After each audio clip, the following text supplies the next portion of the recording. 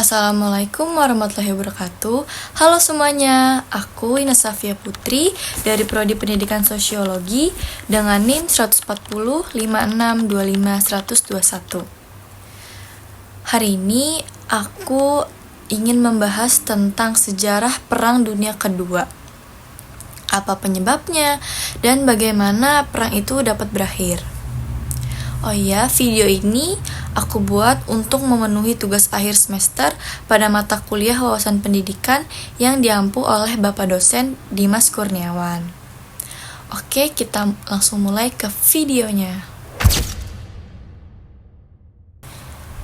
Teman-teman tahu gak sih apa penyebab perang dunia terjadi dan bagaimana akhir dari perang itu? Pada tanggal 1 September tahun 1939, Perang Dunia Kedua bukan cuma perang terbesar dalam sejarah peradaban kita, tapi ini adalah titik di mana moralitas manusia benar-benar diuji sampai batas paling ekstrim. Lebih dari 70 jiwa nyawa manusia melayang, peta dunia berubah total, ideologi diadu hingga titik darah penghabisan, dan juga teknologi pembunuh massal diciptakan demi ego politik. Nah, untuk kita dapat memahami kenapa Perang Dunia II ini bisa terjadi, kita gak bisa langsung mulai dari tahun 1939 aja nih. Kita flashback dulu ya ke 2 dekade ke belakang. Tepatnya pada akhir dari Perang Dunia Pertama di tahun 1918 sampai 1919. Waktu itu blok sentral kalah perang dan Jerman diposisikan sebagai pihak yang paling bersalah. Negara-negara pemenang terutama seperti Inggris dan Prancis berkumpul di Istana Versailles untuk mendikte masa depan Eropa. Lalu lahirlah sebuah dokumen yang kita kenal sebagai Perjanjian Versailles. Inti dari perjanjian ini adalah sebuah hukuman mati bagi martabat bangsa Jerman. Jerman ini selain diposisikan sebagai yang paling bersalah, mereka juga harus mengganti rugi yang membuat mereka ini jatuh miskin gitu. Nah, dampaknya langsung instan dan mengerikan. Ekonomi Jerman runtuh total pada tahun 1920-an. Terjadilah apa yang disebut inflasi gila-gilaan. Duit kertas mark Jerman gak ada harganya sama sekali. Nilainya merosot begitu tajam sampai-sampai masyarakat lokal ngerasa duit kertas mereka lebih berharga buat dijadiin mainan layangan anak-anak daripada dipakai buat belanja gitu. Banyak rakyat Jerman yang kelaparan, pengangguran di mana-mana. Dan di tengah keputusasaan massal itu muncullah satu perasaan yang sangat berbahaya di dalam hati sanubari bangsa Jerman, yaitu dendam. Ketika sebuah bangsa berada di titik nadir, mereka bakal mencari sosok penyelamat. Dan disinilah panggung itu terbuka lebar bagi seorang mantan kopral Perang Dunia Pertama yang berpenampilan nyentrik dengan kumis ikoniknya, yaitu Adolf Hitler. Hitler adalah seorang orator yang sangat karismatik sekaligus manipulator ulung. Melalui partainya NSDAP atau yang kita kenal sebagai Partai Nazi, dia mulai berkeliling dan menjual janji-janji manis yang sangat dinantikan rakyat. Seperti dia akan merobek perjanjian Versailles atau membalikkan kejayaan Jerman, dan dia juga berjanji bakal memberikan pekerjaan serta makanan yang layak kepada masyarakat Jerman. Mendengar hal itu, rakyat Jerman yang sudah frustasi ini akhirnya menaruh harapan yang penuh pada Hitler. Lewat jalur politik yang penuh intrik dan intimidasi, Hitler resmi naik tahta menjadi diktator absolut Jerman pada tahun 1933 dengan gelar Der Führer. Namun Jerman gak sendirian nih dalam lingkaran kebencian ini. Di belahan dunia lain, fasisme juga sedang tumbuh subur. Di Italia, Benito Mussolini dan sudah lebih dulu merebut kekuasaan dengan gaya kepemimpinan fasis dan militeristik. Sementara di Asia, Kekaisaran Jepang yang dipimpin secara de facto oleh faksi militer ekstrim juga sedang haus-hausnya akan perluasan wilayah demi mencari sumber daya alam untuk menopang industrialisasi mereka. Ketiga negara yang merasa dikucilkan ini tidak puas dengan tatanan dunia yang akhirnya saling berjabat tangan dan membentuk sebuah aliansi militer yang kita kenal sebagai blok poros atau Axis. Nah, bagian yang bikin geleng-geleng kepala adalah respons dari negara-negara pemenang, yaitu Inggris dan Prancis. Mereka mengalami semacam trauma psikologis berat akibat kedahsyatan perang sebelumnya, sehingga mereka sebisa mungkin menghindari konflik baru. Ketika Hitler mulai melanggar perjanjian Versailles secara terang-terangan, seperti mulai membangun kembali angkatan militer Jerman, menduduki wilayah Rhineland, menduduki Austria, hingga menuntut wilayah Sudetenland di Cekoslowakia. Hal tersebut justru membuat Inggris dan Prancis memilih diam. Strategi politik luar negeri ini disebut sebagai appeasement atau kebijakan mengalah demi menjaga perdamaian. Perdana Menteri Inggris saat itu adalah Neville Chamberlain, bahkan dengan bangganya pulang dari Munich sambil melambai-lambaikan secari kertas dan berkata bahwa perdamaian zaman mereka telah aman. Padahal bagi seorang diktator seperti Hitler, kebijakan mengalah ini justru dibaca sebagai kelemahan nyata. Target berikutnya sudah ditentukan, yaitu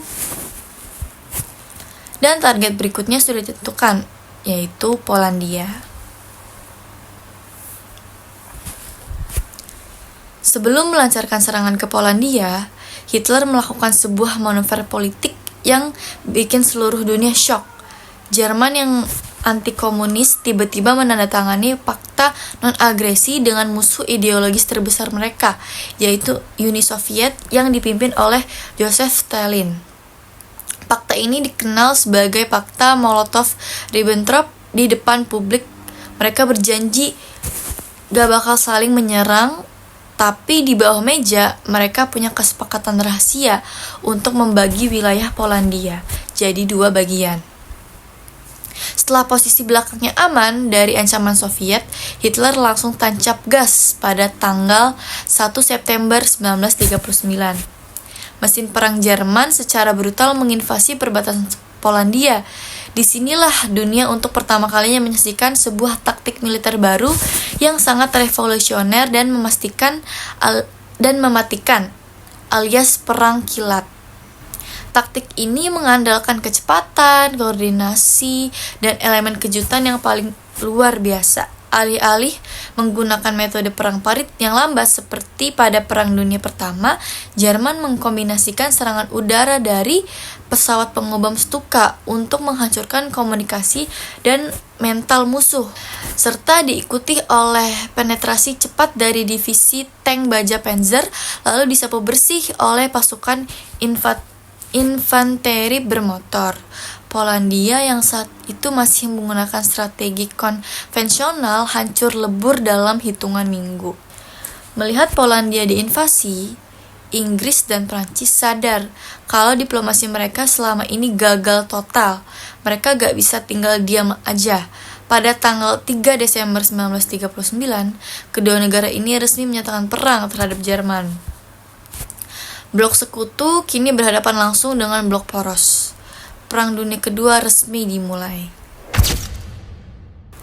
Memasuki tahun 1940, kecepatan mesin perang Jerman benar-benar bikin Eropa gemetar. Hitler mengalihkan pandangannya ke barat, Denmark dan Norwegia jatuh dalam sekejap mata. Lalu pada bulan Mei 1940, Jerman meluncurkan serangan ke Prancis melalui wilayah hutan Ardennes yang dianggap mustahil dilewati tank oleh militer Prancis. Strategi ini justru sukses memotong jalur pasukan sekutu hanya dalam waktu beberapa minggu. Prancis yaitu adalah salah satu kekuatan militer terkuat di dunia pada saat itu, terpaksa bertekuk lutut jatuh ke tangan Nazi. Inggris yang terdesak terpaksa mengevakuasi ratusan ribu tentaranya dari pantai Dunkirk dalam sebuah operasi penyelamatan paling dramatis dalam sejarah. Dan kini Inggris berdiri sendirian di daratan Eropa Barat untuk melawan tirani Nazi. Di bawah kepemimpinan Perdana Menteri baru yang keras kepala, yaitu Winston Churchill, Inggris menolak untuk menyerah. Jerman mencoba melumpuhkan Inggris lewat serangan udara masif yang dikenal sebagai The Blitz selama berbulan-bulan, menghujani kota London dengan bom, namun mental rakyat Inggris tetap tidak runtuh. Melihat serangannya ke Inggris mulai menemui jalan buntu karena masalah keunggulan udara, Hitler mulai gak sabar. Keangkuhan dan kebencian ideologisnya mengamburkan logika militernya sendiri. Nah, pada bulan Juli 1941, Hitler mengambil keputusan yang kelak dicatat sejarah sebagai kesalahan strategis terbesar dalam hidupnya. Dia memutuskan untuk mengkhianati fakta perdamaiannya dengan Joseph Stalin dan meluncurkan Operasi Barbarossa, yaitu invasi militer terbesar dalam sejarah manusia untuk menduduki Uni Soviet. Pada awalnya, taktik Blitzkrieg Jerman berhasil menawan jutaan tentara Soviet. Namun, gerak maju Jerman mulai melambat ketika mereka berhadapan dengan luasnya wilayah Rusia, jalur logistik yang overextended, dan yang paling mematikan adalah tibanya musim dingin Rusia yang ekstrim di mana suhu bisa drop sampai minus 40 derajat Celcius. Mesin tank membeku, tentara Jerman kekurangan baju hangat, dan Uni Soviet mulai mengonsolidasikan kekuatan mereka untuk melawan balik. Sementara itu, konflik di belahan dunia lain, tepatnya di Asia Pasifik, juga sedang mendekati titik kritis nih. Amerika Serikat sebenarnya mencoba untuk tetap netral dan tidak terlibat langsung dalam pertempuran fisik di Eropa maupun Asia. Namun, Presiden Franklin D. Roosevelt tetap membantu sekutu lewat program Lend-Lease serta menerapkan embargo minyak total terhadap Jepang sebagai respons terhadap agresi militer Jepang di Cina dan Indochina. Tapi bagi Jepang, embargo minyak dari Amerika Serikat adalah sebuah vonis mati untuk mesin perang mereka. Cadangan minyak mereka hanya cukup untuk beberapa bulan saja. Jepang dihadapkan pada dua pilihan, yaitu mundur dari wilayah jajahan dan kehilangan muka, atau menyerang ke selatan untuk merebut sumber daya minyak di Asia Tenggara, terutama di Hindia Belanda, yaitu di Indonesia. Namun untuk bisa bergerak aman ke selatan, Jepang harusnya melumpuhkan satu-satunya kekuatan yang bisa menghalangi mereka, yaitu Armada Pasifik Amerika Serikat. Maka terjadilah peristiwa yang mengubah peta politik dunia selamanya. Pada pagi yang tenang, tanggal 7 Desember 1941, ratusan pesawat tempur Kekaisaran Jepang yang diluncurkan dari kapal induk secara mengejutkan mengebombardir pangkalan Angkatan Laut Utama Amerika Serikat di Pearl Harbor, Hawaii. Serangan dadakan ini berhasil menenggelamkan dan merusak belasan kapal perang utama Amerika Serikat serta menghancurkan ratusan pesawat di darat dan menewaskan lebih dari 2.400 warga Amerika Serikat. Lalu keesokan harinya dengan kemarahan yang mendalam, Presiden Franklin berpidato di hadapan Kongres Amerika Serikat menyebut tanggal 7 Desember sebagai a death which will live in infamy, sebuah tanggal yang akan hidup dalam keburukan. Amerika Serikat secara resmi menyatakan perang terhadap Jepang. Beberapa hari kemudian, Hitler dan Mussolini ikut menyatakan perang terhadap Amerika Serikat sebagai bentuk solidaritas blok poros. Sekarang seluruh kekuatan raksasa dunia sudah berada di dalam ring pertempuran. Perang ini benar-benar merembet ke skala global yang sesungguhnya. Nah, masuk ke periode tahun 1942 hingga 1943, blok poros mencapai puncak perluasan wilayah mereka. Di Eropa, bendera swastika berkibar dari pinggiran kota Moskow hingga Prancis. Di Asia, Jepang berhasil menduduki Asia Tenggara, termasuk Indonesia dalam waktu singkat. Namun, perang modern bukan cuma soal siapa yang menyerang paling cepat, melainkan siapa yang bisa bertahan paling lama dengan logistik dan kapasitas industri yang konstan. Dan disinilah keunggulan blok sekutu mulai terlihat. Amerika Serikat mengubah seluruh kapasitas industrinya menjadi pabrik senjata rahasia raksasa yang memproduksi ribuan kapal, pesawat, dan tank setiap bulannya. Di sisi lain, front pertempuran yang terlalu luas mulai membuat Jerman dan Jepang kehabisan napas. Memasuki pertengahan 1942, angin sejarah mulai berembus ke arah yang berbeda melalui 3 pertempuran kunci di teater berbeda. Titik balik pertama dan yang paling berdarah terjadi di front timur Eropa, yaitu pada pertempuran Stalingrad. Stalingrad adalah sebuah kota industri penting di tepi sungai Volga yang menyandang nama pemimpin Soviet, Joseph Stalin. Bagi Hitler, merebut kota ini adalah masalah prestise pribadi sekaligus gerbang untuk menguasai ladang minyak di Kaukasus. Bagi Stalin, kehilangan kota ini berarti kekalahan total bagi masyarakat dan bangsanya. Pertempuran perubahan menjadi perang kota yang sangat brutal, yang melelahkan dari rumah ke rumah. Pasukan Jerman yang dipimpin oleh Jenderal Friedrich Paulus berhasil menguasai sebagian besar kota, namun mereka gagal menghancurkan sisa-sisa pertahanan Uni Soviet yang bertahan di tepi sungai. Ketika musim dingin tiba, Uni Soviet meluncurkan Operasi Uranus, yaitu sebuah serangan balik raksasa yang berhasil mengepung seluruh angkatan darat ke-6 Jerman di dalam kota Stalingrad. Hitler melarang pasukannya untuk mundur atau menyerah. Akibatnya, tentara Jerman mengalami kelaparan ekstrim, penyakit, dan juga kebekuan. Pada tahun 1943, sisa-sisa pasukan Jerman yang sekarat akhirnya terpaksa menyerah. Korban jiwa dari kedua belah pihak dalam pertempuran ini diperkirakan mencapai hampir 2 juta orang.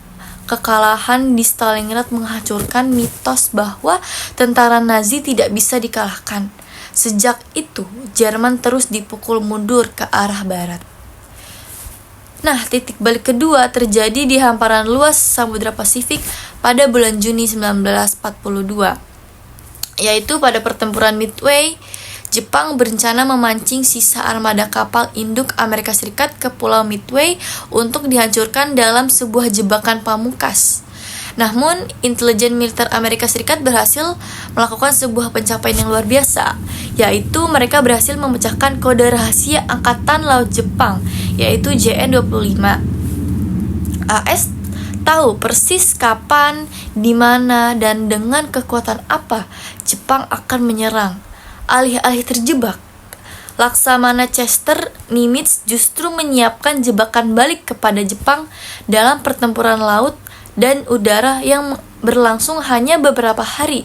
Pesawat pengebom Tukik Amerika Serikat berhasil menenggelamkan 4 kapal induk utama Jepang, yaitu Akagi, Kaga, Soryu, dan Hiryu, serta bersama dengan ratusan pilot veteran mereka yang berpengalaman. Kehilangan ini menjadi pukulan telak yang tidak akan pernah bisa dipulihkan oleh industri Jepang hingga akhir perang. Dominasi ofensif Jepang di Pasifik resmi berakhir, dan Amerika Serikat mulai menerapkan strategi island hopping atau lompat pulau untuk mendekati daratan utama Jepang. Dan titik balik ketiga, yaitu bergeser ke medan gurun pasir Afrika Utara pada akhir tahun 1942, yaitu pada pertempuran El Alamein kedua.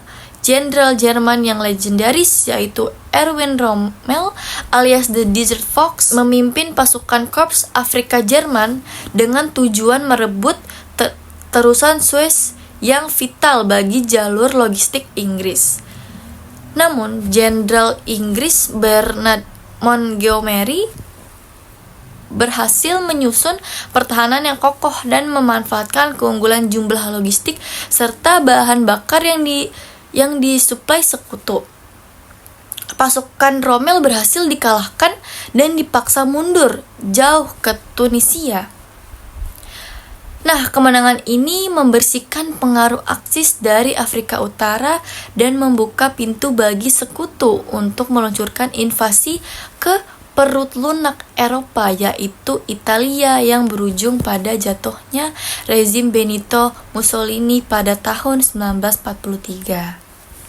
Dengan runtuhnya front-front luar Aksis, sekutu mulai merencanakan pukulan pamungkas di Eropa Barat untuk membuka front kedua yang telah lama dipinta oleh Uni Soviet. Operasi raksasa ini diberi kode Operasi Overlord yang dipimpin oleh Jenderal Agung Amerika Serikat Dwight D. Eisenhower pada tanggal 6 Juni 1944. Dicatat dalam sejarah ini adalah operasi pendaratan amfibi terbesar dan paling kompleks yang pernah dilakukan manusia. Lebih dari 150.000 tentara sekutu dari Amerika Serikat, Inggris, Kanada, dan negara-negara sekutu lainnya mendarat di 5 pantai berpasir di wilayah Normandia, Prancis, yang dijaga ketat oleh tembok pertahanan Atlantik milik Jerman. Meskipun dihujani peluru senapan mesin berat, artileri, dan ranjau darat yang mengakibatkan ribuan korban jiwa berjatuhan di pantai pada jam-jam pertama, sekutu berhasil mengamankan pangkalan mendarat mereka. Rencana Hitler untuk membuang pasukan sekutu kembali ke laut gagal total. Logistik dan pasukan sekutu terus mengalir masuk ke daratan Eropa. Pada bulan Agustus 1944, Paris berhasil dibebaskan dari cengkraman Nazi. Jerman kini benar-benar terjepit di antara dua raksasa, yaitu Sekutu Barat yang terus menyerang dari arah Prancis dan Uni Soviet yang meluncurkan serangan masif pada operasi Bagration dari arah timur. Nah, memasuki awal tahun 1945, kekalahan Jerman sudah menjadi kepastian yang tidak bisa dihindari lagi. Industri Jerman hancur total akibat pengebom udara siang malam yang dilakukan oleh Angkatan Udara Sekutu. Jerman sempat mencoba satu serangan balik terakhir yang nekat di hutan Ardennes yang dikenal sebagai pertempuran Bulge. Namun, upaya tersebut gagal total karena mereka kehabisan bahan bakar dan cadangan tentara dewasa. Sampai-sampai Nazi harus merekrut anak-anak dari Hitlerjugend dan orang tua untuk maju ke garis depan. Pada bulan April 1945, Tentara Merah Uni Soviet berhasil mencapai pinggiran kota Berlin. Pertempuran memperebutkan ibu kota Reich ketiga ini berlangsung sangat sengit dan brutal. Berlin diubah menjadi lautan puing-puing bangunan. Soviet menyerang dengan artileri berat tanpa henti, membalas dendam atas kehancuran yang dilakukan Jerman di tanah air mereka beberapa tahun sebelumnya. Di dalam sebuah bunker pada bawah tanah yang gelap di bawah gedung Kanseliran Reich di Berlin, Adolf Hitler menyaksikan akhir dari impian gilanya tentang kekaisaran 1000 tahun. Dia menolak untuk melarikan diri dan menolak untuk ditangkap hidup-hidup oleh tentara Uni Soviet yang hanya berjarak beberapa ratus meter dari tempat persembunyiannya.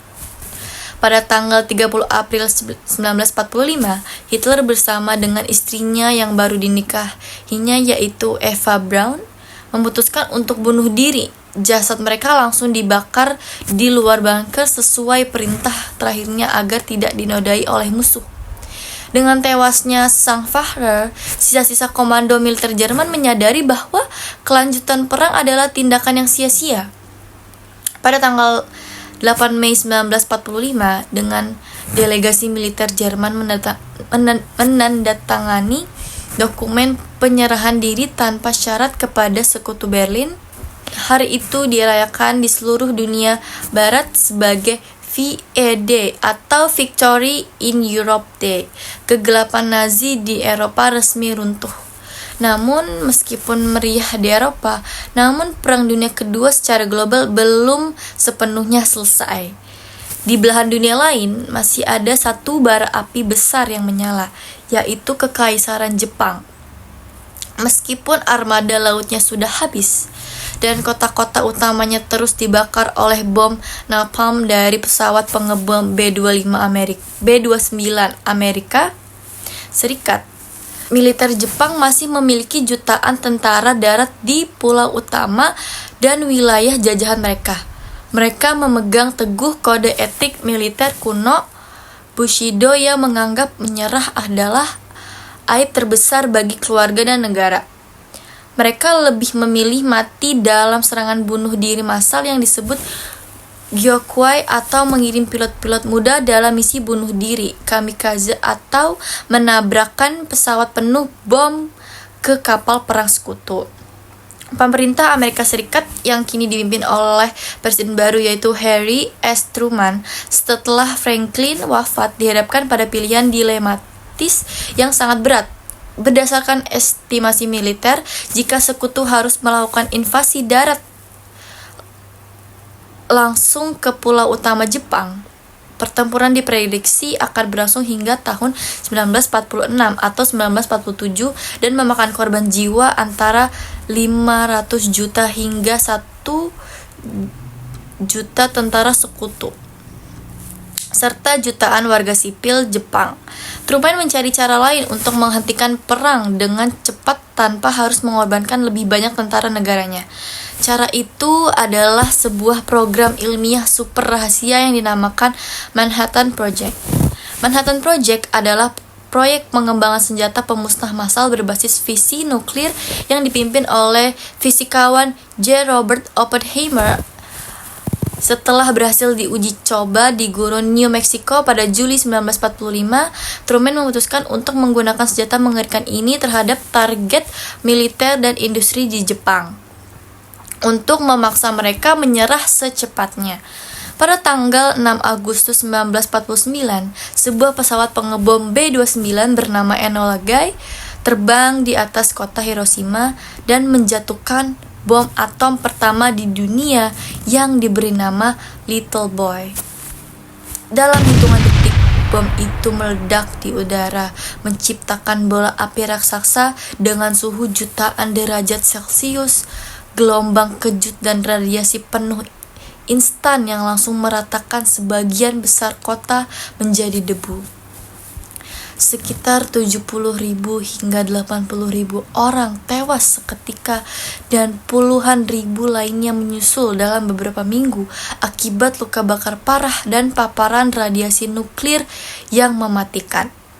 Meskipun Hiroshima telah lenyap, elemen radikal di dalam pemerintah militer Jepang masih ragu untuk menyerah. Mengira AS hanya punya satu bom saja. 3 hari kemudian, pada tanggal 9 Agustus 1945, Amerika Serikat menjatuhkan bom atom kedua yang bernama Fat Man di kota pelabuhan Nagasaki. Kehancuran massal yang sama kembali terulang. Sekitar 40.000 orang tewas seketika dalam satu kilatan cahaya.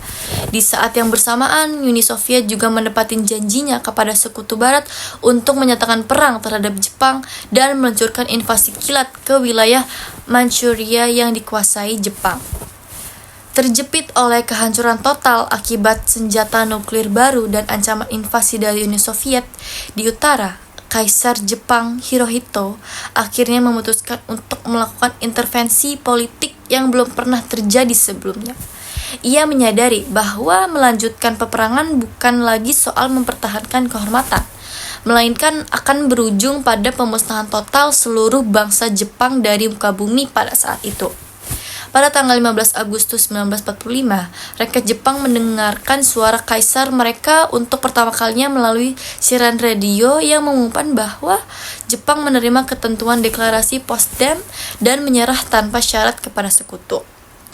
Upacara resmi penutupan perang dilakukan pada tanggal 2 September 1945 di atas geladak kapal perang Amerika Serikat USS Missouri yang sedang berlabuh di Teluk Tokyo. Jenderal Agung Douglas MacArthur bersama perwakilan dari negara-negara sekutu menyaksikan Menteri Luar Negeri Jepang Mamoru Shigemitsu menandatangani instrumen penyerahan diri Jepang yang resmi. Lembaran hitam sejarah Perang Dunia Kedua selama 6 tahun penuh darah, air mata, dan trauma mendalam akhirnya resmi ditutup untuk selamanya. Dunia pada pasca 1945 tidak pernah sama lagi. Landscape geopolitik global berubah secara radikal. Kekuatan tradisional Eropa seperti Inggris dan Prancis mengalami kebangkrutan ekonomi dan perlahan kehilangan wilayah jajahan mereka di seluruh dunia. Dunia kemudian memasuki era baru yang terpolarisasi menjadi dua kubu kekuatan besar baru, yaitu Amerika Serikat dengan ideologi kapitalis demokratisnya dan Uni Soviet dengan ideologi komunisnya, yang kelak memicu terjadinya perang dingin selama puluhan tahun. Namun di balik semua ketegangan baru, para pemimpin dunia sadar bahwa jika terjadi perang dunia ketiga di era modern di mana teknologi nuklir sudah semakin berkembang, maka peradaban manusia bisa dipastikan akan punah. Guna mencegah kesalahan fatal di masa lalu terulang kembali, negara-negara di dunia berkumpul dan mendirikan PBB pada akhir tahun 1945 sebagai wadah diplomasi internasional yang lebih kuat dan efektif dibandingkan Liga Bangsa-Bangsa terdahulu. Dan bagi kita di Indonesia, akhir dari Perang Dunia Kedua ini memiliki arti sejarah yang sangat sakral. Kekosongan kekuasaan yang terjadi akibat menyerahnya Jepang tanpa syarat kepada sekutu dimanfaatkan dengan sangat cerdas dan diberikan oleh para pendiri bangsa kita. Hanya 2 hari setelah Jepang menyerah lewat radio, Soekarno dan Muhammad Hatta memproklamasikan kemerdekaan Republik Indonesia pada tanggal 17 Agustus 1945. Itulah pembahasan lengkap kita hari ini tentang bagaimana Perang Dunia Kedua dimulai dan bagaimana perang terdahsyat tersebut akhirnya berakhir. Semoga video ini memberikan perspektif baru dan pemahaman yang lebih mendalam bagi kalian semua tentang arti sebuah perdamaian dunia. Terima kasih sudah menonton video ini. See you in the next video. Bye bye.